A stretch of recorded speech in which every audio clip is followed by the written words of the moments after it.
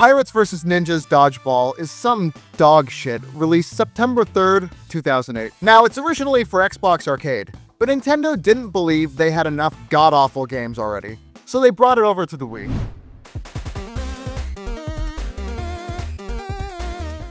Okay, to start off, the game puts you on the menu screen. There are single-player and multiplayer options, but as I am very lonely, I'll be sticking with single-player. In single-player, you have a variety of options. You have exhibition mode, story mode, challenge mode, and tutorial. Tutorial sets you off in the game, teaching you how to throw, catch, hit with melee, jump, dodge, etc. You know, the normal dodgeball basics. The meat and potatoes here is the story mode, so I went there first. There are 7 different story modes: pirates, ninjas, zombies, aliens, robots, vampires, and mushroom men. This would have made it a very long title. Every story here is kind of the same thing. I mean, don't get me wrong, they're a little different, but most of the game is just an excuse to pit you against different groups over and over. Like, on the way over to fight some pirates, the ninjas brush past some vampires and play dodgeball. Thrilling stuff. Now, I only actually played the stories of ninjas, pirates, and zombies. You don't actually need to play any more than that. I mean,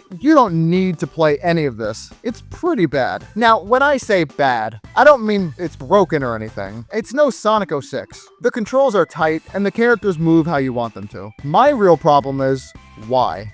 Why did this game need to exist at all? It is some of the most repetitive bullshit I have ever seen. Now, there's 2 different types of games here: Dodgeball and Dodge Brawl. Dodge Brawl is an everything goes game where you can hit your opponents and pretty much run wherever you want. Over in Dodgeball, you're stuck to your own side, and you have to hit the enemy from afar. You do have your own guys on the outside to assist you too. It's the normal dodgeball shit, but with pirates and ninjas, and all these other random characters. While the game is stupidly poorly written, the game is, like I said, fine enough. It just gets pretty boring, fighting the same thing, the same ways, over and over. Now, to spice up the game, they have different restrictions sprinkled around. Sometimes you can't use melee, and sometimes you can't catch the ball. Sometimes they'll go hard mode on you with like 4-on-1. But as long as you stay dodging and catching, the enemy is generally pretty shitty at doing their job. I would explain what happens in the stories that I played, but honestly, I spaced out during a lot of this. For whatever reason, and I imagine it's just to include a different group of people into a different story mode, the pirates resurrect zombies, run from them, fight robots, 2 of them get married, they fight their arch nemesis, the ninjas, whose leader they thought was dead was rebuilt as a robot. Ninjas come together and test themselves as ninjas. They go from place to place, proving themselves as superior to everyone else,